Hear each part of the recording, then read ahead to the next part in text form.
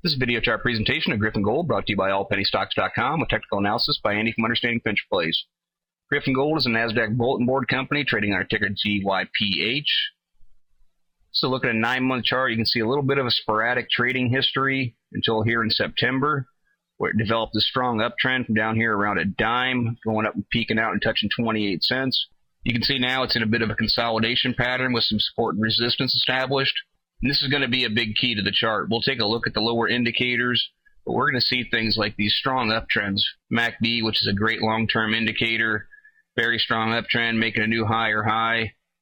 PPO, also in a strong uptrend, kind of flatlining a little bit, but then you see the curl where it's starting to look like it's going to try and take back off and move back upward again. The ADX, which was up, got up around 60. It's come back down and consolidated. This is almost necessary that it comes back down, because if it stays up too high and this positive DI gets up too high and the negative DI gets down too low, it's a pretty good sign of being real careful for a real strong retrace. So with it pulling back down and kind of consolidating through here in the 40 area, the positive and negative DIs have both reset themselves. There's plenty of room for this to make a move once again.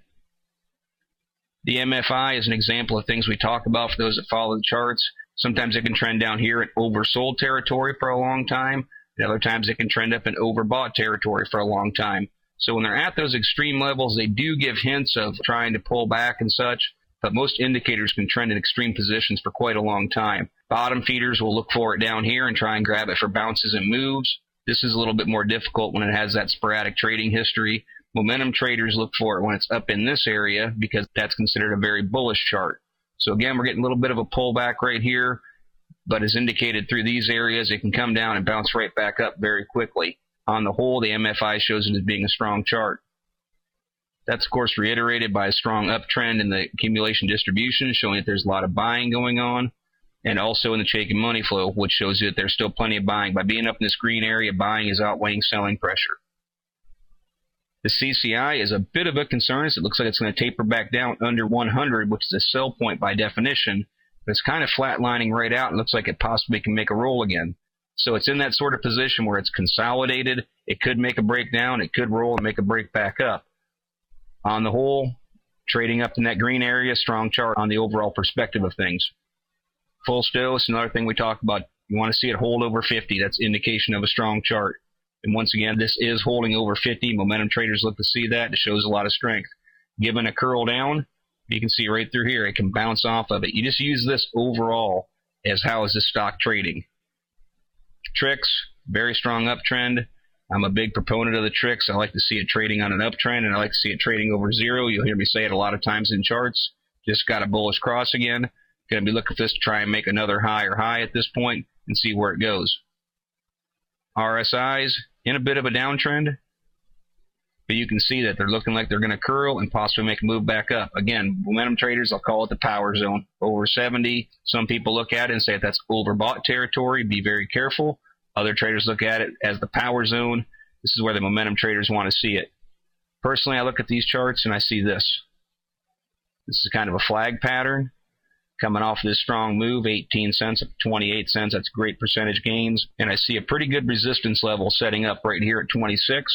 And a bottom support level setting up here at 23. I also look for things with these moving averages. Trading over all these moving averages is very bullish. You got what's called the golden cross right through here where the 50 broke up through the 200-day. So it's a very strong long-term chart with the way it looks at this point.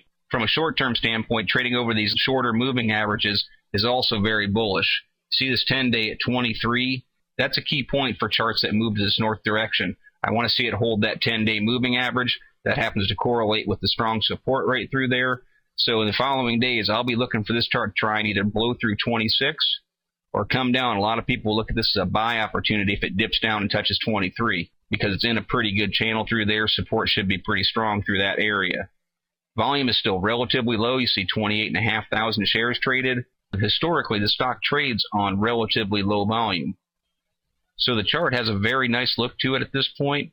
Again, I'll be focused on support and resistance. If it takes out this resistance at 26, a little bit of buying pressure can obviously make this stock move very easily. You can see these 2 days of buying pressure. That's what drove it from 18 to 28.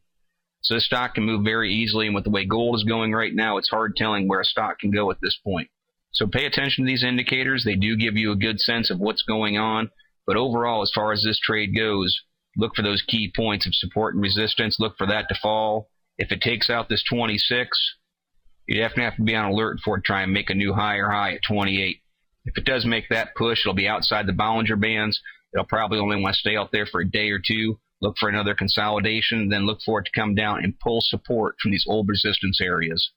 These are the kind of things that I'll be looking for with the Gryphon Gold chart.